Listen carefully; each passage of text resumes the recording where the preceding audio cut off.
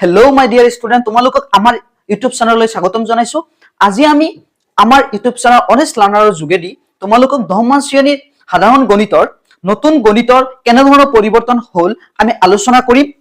আমাৰ চেনেলৰ যোগেদি তোমালোকক বিতংভাৱে তথ্য দাঙি ধৰিম যে যোৱা বছৰ থকা গণিতখন 10মান শ্ৰেণীৰ যোৱা বছৰ থকা গণিতখন আৰু বৰ্তমান যিখন নতুন গণিত আহিছে দুইটা আমি কম্পেয়াৰ কৰি তোমালোকক দেখুৱাই দিম কিমানকুৱা পৰিৱৰ্তন হ'ল আমি বিতংভাৱে বুজাই দিম যাতে তোমালোকৰ পঢ়িবলৈ সহজ হয়।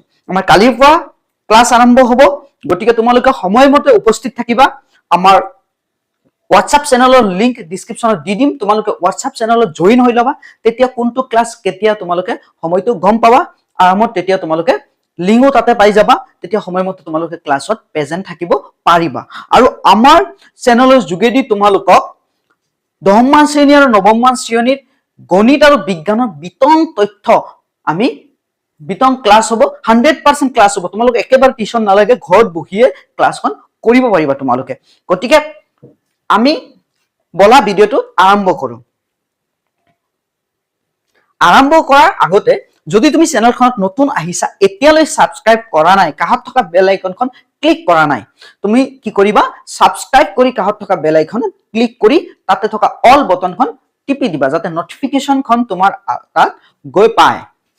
এতিয়া চোৱা, আমাৰ গণিতৰ বিশেষ পৰিৱৰ্তন কিছুমান হৈছে আৰু কিছুমান পৰিৱৰ্তন আগৰ নিচিনাকৈ আছে, পৰিৱৰ্তন হোৱা নাই। চোৱা, লুকছটোৰ কথা ক'লে চেমে আছে, অলপ কালাৰটো 19-20 হৈছে। কালাৰটো মানে ইয়াতে অলপ দেখাত অলপ চোৱা, শেপটো ইয়াতে ব্লু কালাৰ অলপ আছে, ইয়াতে যি কালাৰ আছে ইয়াতে তেনেকুৱা নাই।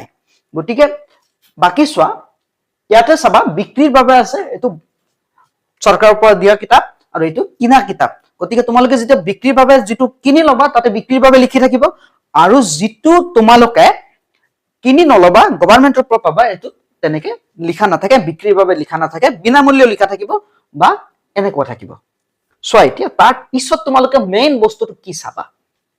চোৱা, অল্ড বুক যিটো আছিলে এনচিইআৰটি বুক, আমাৰ সেই কিতাপটো ক্লাছ 10ৰ কিতাপখনত কি আছিলে, লাষ্ট প্ৰকাশন আছিলে 2020 আৰু এইটো হ'ল 21-25। 21ৰ পৰা প্ৰিপাৰেচন চলি আছে 25।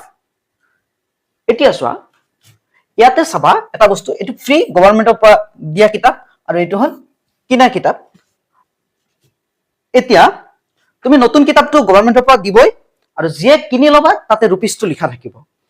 মাৰ্কেটত আহিছে 236 ৰুপিজ, কিনি ল'বা তোমালোকে যদি যিবিলাক গভৰ্ণমেণ্ট স্কুলত নহয়। এতিয়া আৰু কি কি চেঞ্জ হৈছে চোৱা, আমি কিতাপৰ ভিতৰলৈ নগলেও আমি সূচীপত্ৰখিনি চালেই বস্তুখিনি আমি বিতংভাৱে গম পাম। চোৱা, একদম সহজভাৱে গম পাবা। তুমি যদি পুৰণা কিতাপ, নতুন কিতাপ আছে বা পুৰণা কিতাপ আছে, তুমি লৈ বহি যোৱা, ধুনীয়াকে মই বুজাই দিম তুমি ক'ত কেনেকে পৰিৱৰ্তনটো হ'ল। চোৱা, ইয়াৰ পৰাই গম পাবা। পুনৰ আলোচনা। চোৱা, পুনৰ আলোচনাটো এনেকে চালে গম পোৱা নাযায়। যেতিয়া আমি কিতাপখন ক্লাছ ষ্টাৰ্ট কৰিম তেতিয়া তোমালোকে চাবা যে পুনৰ আলোচনাখনত আগৰটোত খণ্ড আছে 3টা। খণ্ড কেইটা আছে? 3টা। আৰু ইয়াতে খণ্ড আছে কেইটা? এটা। নতুন কিতাপত খণ্ড হ'ল এটা। আৰু অনুসলনি আছে R1ৰ পৰা ষ্টাৰ্ট কৰি R6 লৈ, মানে 6টা। আৰু ইয়াতে আছে R1ৰ পৰা ষ্টাৰ্ট কৰি R5 লৈ, মানে ছুটি হৈ গ'ল। চোৱা, পেজো ছুটি হৈছে। 1ৰ পৰা 24 লৈ আছিলে, এইটো 1ৰ পৰা 13, আধা হৈ গ'ল পেজটো। চোৱা, এতিয়া তাৰপিছত 1 নম্বৰ লেচনটো চোৱা। 1 নম্বৰ লেচনত কি কি পৰিৱৰ্তন হৈছে? বাস্তৱ সংখ্যা, এইটো আছে বাস্তৱ সংখ্যা, দুইটা ঠিকেই আছে। তেনেহ'লে পৰিৱৰ্তন ক'ত হ'ল? চোৱা, পৰিৱৰ্তন আমাৰ হ'ল 1.1 অনুচ্ছেদ কি আছে? অৱতাৰণা, ইয়াতো চেম আছে। এইটো অনুসলনি নহয়, অনুসলনিৰ ভিতৰত থাকে। এইটো মানে যিটো অনুচ্ছেদ, আমি যিটো লেচনখনৰ ভিতৰৰ বস্তু পঢ়ো সেইটো। চোৱা, 1.2 কি আছে? ইউক্লিডৰ বিভাজন প্ৰমেয়িকা। ইয়াতে কি আছে চোৱা, পাটীগণিতৰ মৌলিক উপপাদ্য।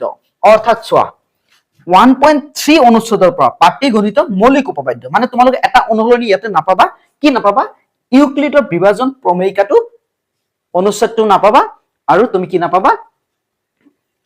নাপাবা, অনুসলনিও নাপাবা তাৰপিছত অপৰিমেয় সংখ্যালৈ পুনৰ উভতি যাও অপৰিমেয় সংখ্যালৈ পুনৰ উভতি যাও পৰিমেয় সংখ্যাৰ হিখতৰ দশমিক বিস্তাৰত পুনৰ ভুমুকি এটো নাপাবা হাৰাংশ সিধা পাবা ইয়াতে হাৰাংশ সেম আছে দুটা টপিক ইয়াৰ পৰা কাটি দিছে 1.2 1.5 ইয়াতে 1.4 লৈ আছে চোৱা তাৰ পিছত চোৱা 2 নম্বৰ লেসন কিতাপটো ছুটি হৈছে 1 নম্বৰ লেসনটো আমাৰ কি হৈছে ছুটি হৈছে কিন্তু এটা কথা 1 নম্বৰ লেসনত কিছুমান কোৱেশ্চন হুমাই দিয়া হৈছে যেনেকে এইবাৰ জোৱা যেটো বিগত যেটো আমাৰ এইচএলসি পৰীক্ষা হল তোমালোকে যদি কোৱেশ্চনটো ভালকে চোৱা কিছুমান এমসিকিউ কোৱেশ্চন উক্তি আৰু যুক্তিৰ ওপৰত ভিত্তি কৰি ৰিজনিং কোৱেশ্চন কিছুমান দিয়া হৈছিল তেনেকুৱা এমসিকিউ আমাৰ কিতাপত এইবাৰ দিছে এতিয়া চোৱা 2 নম্বৰটো চোৱাচোন কি আছে 2 নম্বৰ লেসন হল বহুপদ হিফালেও বহুপদ 2.1 অবতাৰণা 2.2 টপিকটো আছে বহুপদ এটাৰ শূন্যবোৰ জ্যামিতিক অৰ্থ সেম আছে 2.2 গ্ৰাফ পাবা ইয়াতে 2.3 এটা বহুপদৰ শূন্য আৰু সহগৰ মাজত সম্পৰ্ক 2.3 এটা বহুপদৰ শূন্য আৰু সহগৰ মাজত সম্পৰ্ক সেম আছে 2.4 ত চোৱা বহুপদৰ বিভাজন কলন বিধি এটো ইয়াতে নাই ছুটি হৈ গল 2.5 ত কি আছে চোৱা হাৰাংশ 2.4 ত হাৰাংশ মানে এটা টপিক ছুটি হৈ গল মানে ইয়াতে এটা অনুসলনি ছুটি হৈ যাব 3 নম্বৰটো চোৱা দুটা চলকৰ ৰৈখিক সমীকৰণৰ জোৰ দুটা চলকৰ ৰৈখিক সমীকৰণৰ জোৰ লেসন সেম আছে অবতাৰণা দুটা চলকৰ ৰৈখিক সমীকৰণৰ জোৰ এই টপিকটো ইয়াতে কাটি দিছে এই টপিকটো ইয়াতে কাটি দিলে এতিয়া ৰৈখিক সমীকৰণৰ এজোৰ সমাধান ৰৈখিক সমীকৰণ এজোৰৰ সমাধানৰ লৈখিক পদ্ধতি ৰৈখিক সমীকৰণ এজোৰৰ সমাধানৰ লৈখিক পদ্ধতি মানে যেটো গ্ৰাফৰ সহায়ত সমাধান হয় ইয়াতো আছে চোৱা তাৰ পিছত এজোৰ ৰৈখিক সমীকৰণৰ সমাধান কৰা বীজীয় পদ্ধতি এজোৰ ৰৈখিক সমীকৰণ সমাধান কৰা বীজীয় পদ্ধতি দুটা চলকৰ ৰৈখিক সমীকৰণ জোৰত পৰিণত কৰিব পৰা সমীকৰণ তাৰ পিছত আছে হাৰাংশ কিন্তু ইয়াতে কি আছে চোৱা ইয়াতে চোৱা প্ৰতিস্থাপন পদ্ধতি অপনয়ন পদ্ধতি চোৱা তোমালোকে যেহেতু ক্লাস 9 ত পঢ়িছা ডাইৰেক্ট 10 ত উঠিছা এতিয়া গতিকে তোমালোকে গম নাপাবা যে তোমালোকৰ কাৰণে আসলতে কিতাপখন একেবাৰে নতুন কিন্তু তোমালোকৰ যেতিয়া পুৰণা কিতাপটো পাবা তেতিয়া তোমালোকে পাৰ্থক্যটো বুজি পাব লাগিব যে না এখন পুৰণা কিতাপ এখন নতুন কিতাপ আমি কি বস্তু নতুন বস্তু ইয়াৰ পৰা শিকিম সেই কাৰণে কম্পেয়াৰটো কৰা হৈছে সোয়া কিছুমান অলৰেডি অলপ পঢ়িছা পুৰণা কিতাপখন গতিকে এতিয়া গম পাবা যে কি নতুনত্ব ইয়াতে আমি পালো সোয়া ইয়াতে কি পাম আমি যে 3 নম্বৰ লেসনত আমি 4টা পদ্ধতি পাইছো আগতে প্ৰতিস্থাপন অপনয়ন বৰ্জগুণন আৰু তিনটাই মেইনলি তিনটা পাইছো এই তিনটা পদ্ধতিত আমি ইয়াতে মাত্ৰ দুটা পদ্ধতি পাম এটা আমাৰ ৰিমুভ হৈ গল তাৰ পিছত চোৱা 4 নম্বৰ লেসনটো চোৱা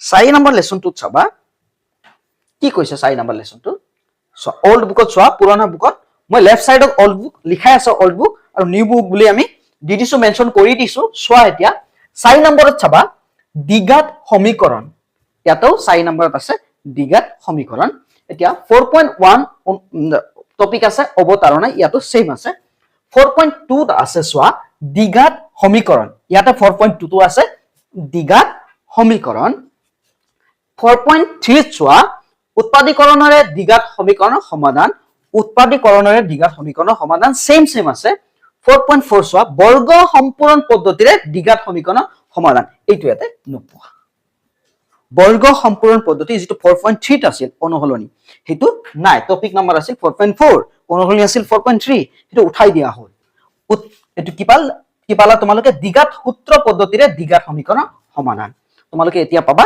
দ্বিঘাত সূত্ৰ x - b plus minus root over b square minus 4ac divided by 2a condition আছে ইয়াতে কিছুমান বিতংভাৱে তেতিয়া গম পাবা ক্লাছত যেতিয়া থাকিবা তাৰপিছত মূলৰ প্ৰকৃতি ইয়াতে মূলৰ প্ৰকৃতি হাৰাংশ সেম আছে এটা টপিক সাইড কৰি দিলে চোৱা 4 নম্বৰ লেসন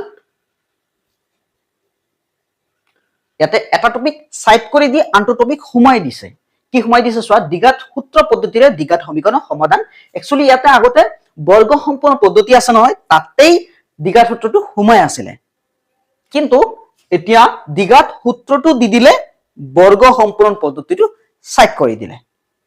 তাৰপিছত চোৱা এইটো ভাল হ'ল বৰ্গ সম্পন্ন পদ্ধতিটো কিছুমান ছাত্ৰ ছাত্ৰীৰ কাৰণে অলপ সময় লাগে শিকোতে।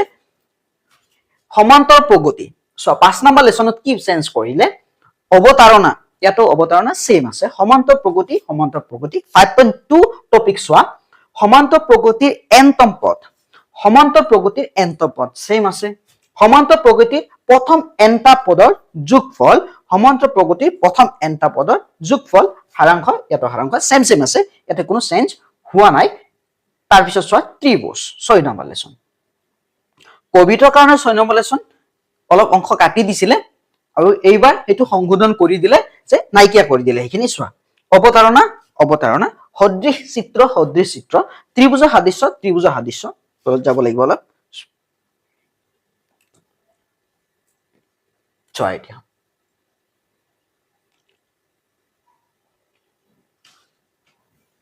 সদৃশ ত্ৰিভুজৰ সদৃশতাৰ শৰ্ত ইয়াতে চোৱা ত্ৰিভুজৰ সদৃশতাৰ শৰ্ত হাৰাংশ ডাইৰেক্ট চোৱা এইখিনি 6.4 টপিকলৈ আছে সদৃশ ত্ৰিভুজৰ কালি নাপাবা তোমালোকে পাইথাগোৰাছ উপপাদ্য নাপাবা এইখিনি ছুটি হৈ গল তোমালোকৰ চোৱা। তাৰপিছত চোৱা স্থানাংক জ্যামিতি 7.1 অৱতাৰণা 7.2 দূৰত্ব সূত্ৰ অৱতাৰণা দূৰত্ব সূত্ৰ বিভাজনৰ সূত্ৰ সেম আছে। তাৰপিছত চোৱা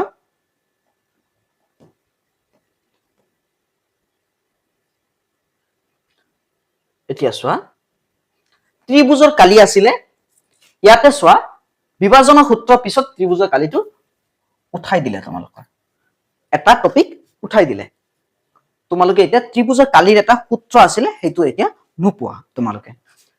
তাৰপিছত চোৱা ত্ৰিকোণমিতিৰ পৰিচয় সেম আছে ইয়াতে কোনো ধৰণৰ হলনি হোৱা নাই তথাপি আমি ভালকে চাই লও সেম আছে 9 নম্বৰ লেসনটো চোৱা কবিতৰ কাৰণে 9 নম্বৰ লেসনটো আতৰাই দিয়া হৈছিল আৰু হেতু সংযোগ হোৱা নাছিলে কিন্তু এইবাৰ তোমালোকক সংযোগ কৰি দিছে তোমালোকে পাবা যোৱাৰ বেটছে 9 নম্বৰ লেসনটো পোৱা নাই কিন্তু তোমালোকে এইটো পাবা। এতিয়া চোৱা একেবাৰে সহজ লেসন পঢ়ি কিনা ভাল লাগিব সো ত্ৰিকোণমিতিক কিছুমান প্ৰয়োগ এটো সেম আছে এটো চেঞ্জ হোৱা নাই একদম সেম আছে লেসনটো। 10 নম্বৰ লেসন চোৱা অৱতাৰণা বৃত্তৰ স্পৰ্শক এটা বৃত্তৰ এটা বিন্দুৰ পৰা টনা স্পৰ্শকৰ সংখ্যা হাৰাংশ চোৱা কিফালে চাম অৱতাৰণা বৃত্তৰ স্পৰ্শক এটা বিন্দুৰ পৰা টনা স্পৰ্শকৰ সংখ্যা হাৰাংশ সেম আছে ইয়াতে একদম সেম আছে এটো চেঞ্জ হোৱা নাই কিন্তু ইয়াতে চেঞ্জ হৈছে গোটেই 11 নম্বৰ লেসনটো আমাৰ নাইকিয়া কৰি দিলে ইয়াত চোৱা চালে গম পাবা 11 নম্বৰ লেসনটো আমাৰ একেবাৰে নাইকিয়া কৰি দিলে চোৱা 11 নম্বৰত এটো আছে কি আমাৰ অঙ্কন কিন্তু ইয়াতে বৃত্ত সম্বন্ধীয় কালি এটো আছে 12 নম্বৰ লেসন চোৱা এটো একেবাৰে নাইকিয়া কৰি দিলে 11 নম্বৰ লেসনটো কবিতৰ কাৰণে 1 এটা অনুলনি কাটি দিছিলে কিন্তু এবাৰ ডাইৰেক্ট নাইকিয়া কৰি দিলে অঙ্কনটো। বৃত্ত সম্বন্ধীয় কালি চোৱা বৃত্ত সম্বন্ধীয় কালিত কি আছে চোৱা 12.1 টপিকত অৱতাৰণা 12.2 আছে বৃত্তৰ পৰিসীমা আৰু কালি এটা পৰ্যালোচনা ইয়াতে চোৱা 11 নম্বৰ বৃত্ত সম্বন্ধীয় কালি বৃত্তকলা আৰু বৃত্তখণ্ডৰ কালি হাৰাংশ মানে একেবাৰে ছুটি কৰি দিলে বৃত্তকলা আৰু বৃত্তখণ্ডৰ কালি এইটো ৰাখিলে আৰু হাৰাংশ ডাইৰেক্ট মানে একেবাৰে ছুটি কৰি দিলে অলপ ছুটি কৰা আছিল এটো কিন্তু একেবাৰে ছুটি কৰি দিলে। 13 নম্বৰ চোৱা ইয়াত আগৰ পুৰণা কিতাপৰ 13 নম্বৰ লেসন আৰু তোমালোকৰ যেটো বৰ্তমান কিতাপ হেইটোত পাবা 12 নম্বৰ লেসন মানে কিতাপটো অলপ ছুটি হৈছে কিন্তু কিছুমান কোৱেশ্চন অনুসৰণিত সোমাই দিয়া হৈছে অলপ কোৱেশ্চন কিছুমান অনুসৰণিত বেছিকে দিয়া হৈছে আগতকৈ ডাবল দিয়া হৈছে কব গলে। এতিয়া চোৱা 12 নম্বৰ ইয়াৰ 13 পুৰণাটো 13 নম্বৰ এতিয়া চোৱা পৃষ্ঠকালি আৰু আয়তন ইয়াতে পৃষ্ঠকালি আৰু আয়তন চোৱা অৱতাৰণা গোটা বস্তুৰ সংমিশ্ৰণ পৃষ্ঠকালি এটো সেম আছে গোটা বস্তুৰ সংমিশ্ৰণ পৃষ্ঠকালি গোটা বস্তুৰ সংমিশ্ৰণৰ আয়তন সেম আছে এইখানে লৈ আছে ইয়াত এই দুটা টপিক কাটি দিলে। তাৰপিছত চোৱা তোমালোকে মানে আয়তন আৰু পৃষ্ঠকালি মিক্স নোপোৱা তোমালোকে আয়তন এক্সট্ৰাকে পাবা পৃষ্ঠকালি এক্সট্ৰাকে পাবা কিন্তু গোটা বস্তু মিক্স থাকিব যেনে শংকুৰ লগত অৰ্ধগোলক থাকিব এনেকুৱা থাকিব পৰিসংখ্যা 14 নম্বৰ লেসন, ইয়াতে পৰিসংখ্যা 13 নম্বৰ লেসন।